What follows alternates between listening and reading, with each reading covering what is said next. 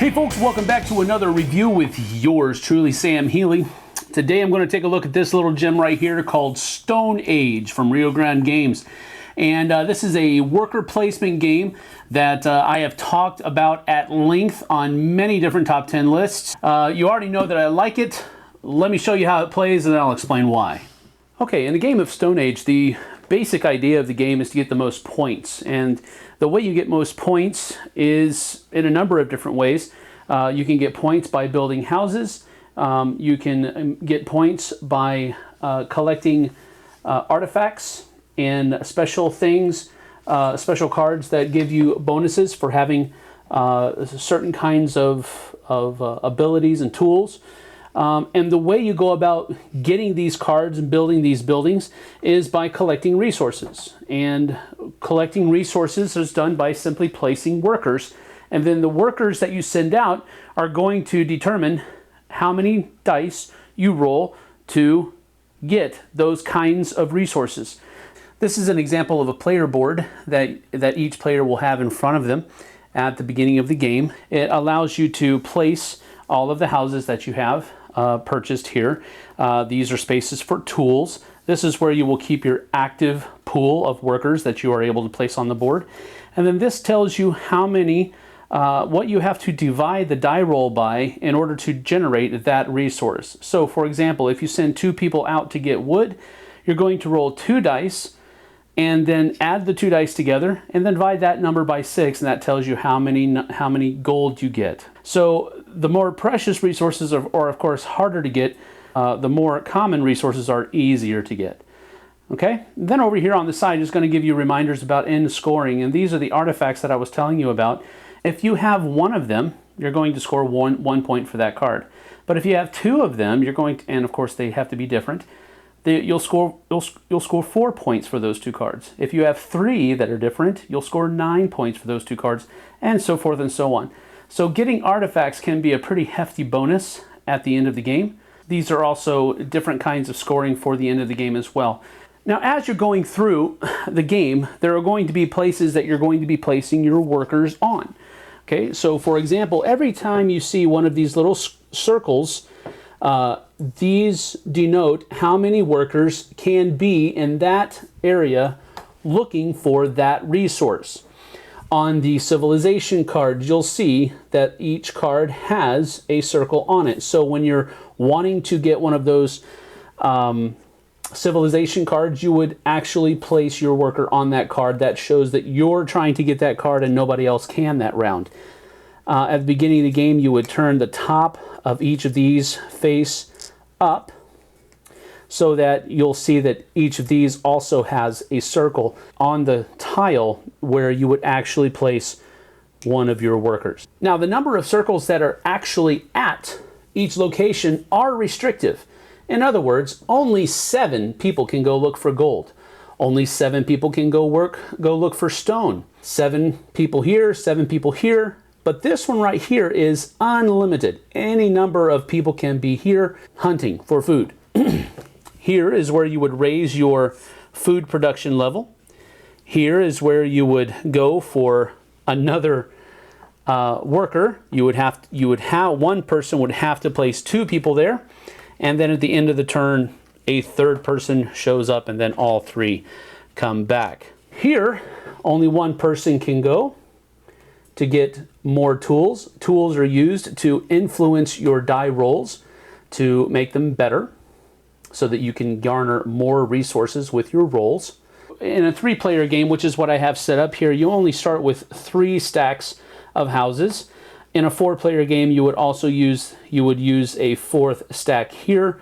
In a 2-player game, you would only have 2 stacks. All right. So the other difference here in the 3-player games is that only 2 of these can be used per round. In the village section of the board, only 2 of these can go. So if somebody has gone here to food production and then somebody goes here to get more tools, no one is able to go here to get this, to make more workers. In addition, in a 3-player game, only 2 people can go to any site for garnering resources. So if two people have already gone to get wood, the third person cannot go to get wood. And if two people have already gone to get brick, a third person cannot also go there as well. And so forth and so on.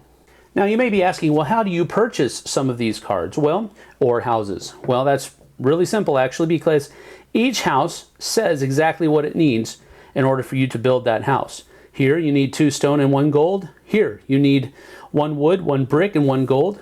Here you need 4 resources, but they have to be of 2 different types. All right, so and then it has a question mark here. Well, that comes back to your actual player board. Whenever you see a question mark on a building like this, you have to have, for example, for this one right here, you have to have 4 of 2 different kinds. So if I went there with 2 stone and 2 gold, 5 twice and 6 twice comes out to 22 points. So if I build this using 2 stone and 2 gold, it would be worth 22 points for me. And similarly, if I use these 3 resources, I would have 13 points, 16 points for this one over here. But this is a random number because it's determined by what resources you're using. If I'm trying to get civilization cards over here, I would place my worker on the circle, and then I would have to pay a number of resources equal to whatever box it is in. So this one right here right now only costs 1 resource, while this one costs 2, 3, and 4. At the beginning of a game, a player is chosen at random to be the first player. So let's just say yellow has the first go here, and they go here to the food production space. On your turn, you can place any number of your people, your workers, but they have to all be placed in the same place. So if you choose to go to the food production place first, you can only place 1 of your people there. Then that would be your first placement. Then it would go to the second player's turn. Second player says, okay, well, you went to the food production place. I think I'm going to get started on, I want to go for the 16 building here. Now, that's kind of risky because don't have any of these resources yet. So they're looking at pretty heavy dice rolling. Third player says, right, well, let's see here. I think I want to start working on my civilization cards because we start working early on these guys. They can actually generate a lot of points at the end of the game. Comes back around to the first player's turn, and we're going to start working on tools. Second player begins, and they're going for this right here. So we're going to take 2 of our guys and put them here, working on the stone. Blue player needs some resources, so I'm going to place here to get some wood to pay for that card over there. Yellow player, gold is always a good thing to have, so yellow player will come over here to gold. Now we come to green, and green's got a little nervous there because it needs gold as well. So now we're going to put over there, and now with blue, can't go there. Okay, well, we'll go get some brick instead. All right, and now that everybody's workers have been placed, we actually begin the dice rolling section, portion of each turn. And I forgot, so let's go ahead and place the first player token over here with yellow. And yellow now looks at what they want to do. Okay, this was automatic, so we go ahead and move their food production up 1, put their worker back in the village. Then we want to get a tool, so we place that in our village as well. And now it comes to the gold. On your turn, you can do your areas in any order that you would like to do them in. So if you are one that has chosen to go with tools, it's probably better to choose that one before you start rolling in any of your areas. Okay, so 3 here. So we're going to roll 3 dice and trying to get gold. So we have 5, 6, 7, 8, 9. And we look on our player board, and gold is divisible by 6. 6 goes into 9 only once. So we take our 1 gold, place it in our village, our 3 men come back, and that is the end of yellow's turn. Then it goes to green's turn. Green is trying to get these guys right here. So of course we're not going to do this first because we don't have the resources for it. We are going to roll 2 dice for stone, though, over here. And that is 9 divisible by 5, as our board tells us. 5 can go into 9 only once, so that is 1 stone. So again, you'll see how trying to go for 2 stone on 1 turn is a little bit of a risky venture. Here we come to 2 gold, and we have 7, which means we get 1 gold. And we place it over here, place that over there. This guy cannot accomplish this, so he just comes back. He was not able to build the building this turn. Then it goes to blue. Blue does not have any resources to pay for this first, so he's going to go over here and roll for some wood. And he's got 8. We look on our board here. 8 divided by 3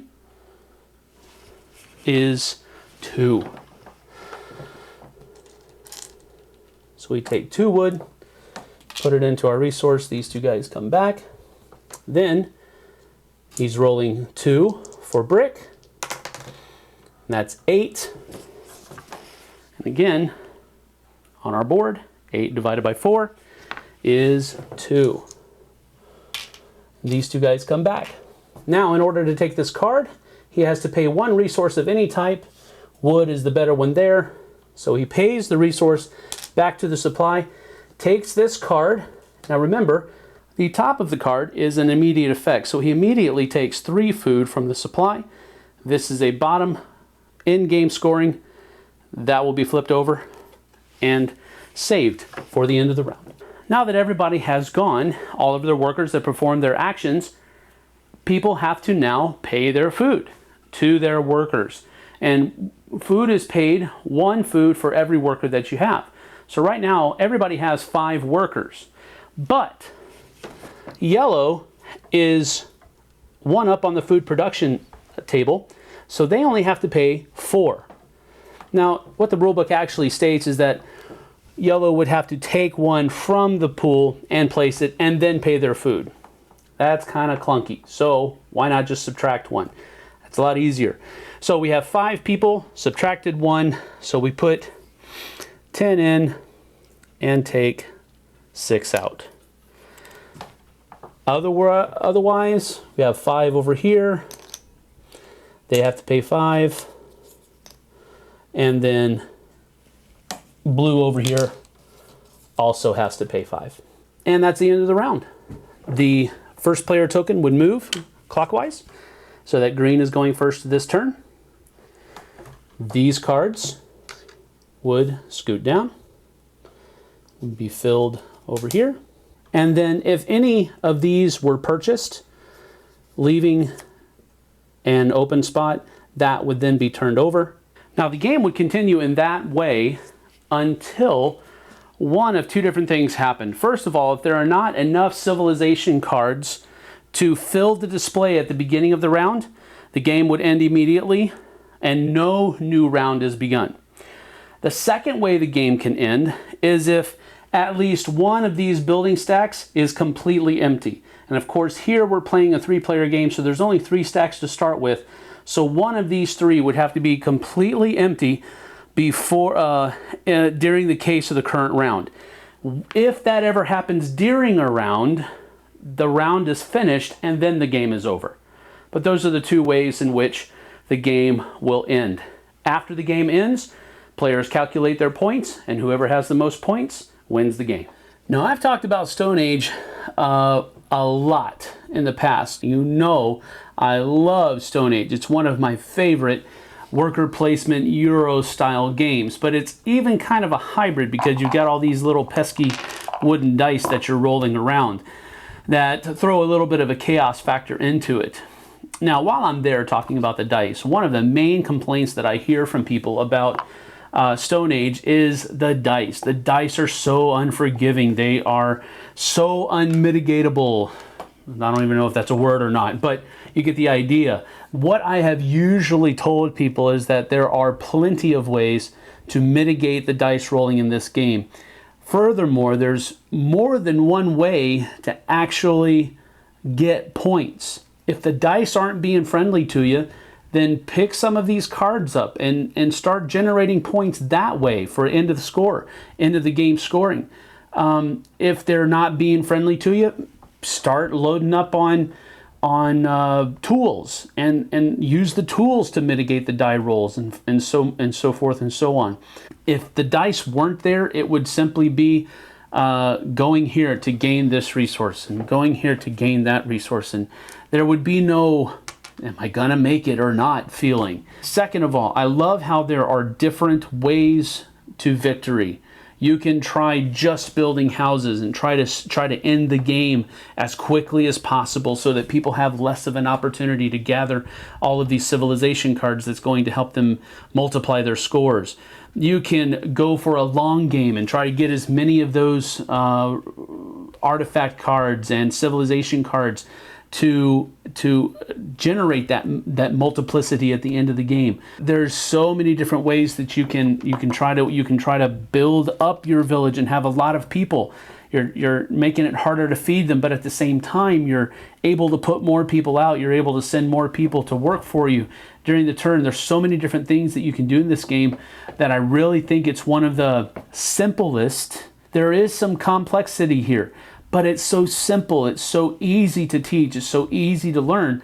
A lot of people really grab a hold of this, and some of them are, this is a little too easy for me, it's a little too simple. Great, that's fine. But a lot of people that I've played this with have usually come away and said, I really enjoyed this game, it was fun, it was complex, it was challenging, but it was still simple.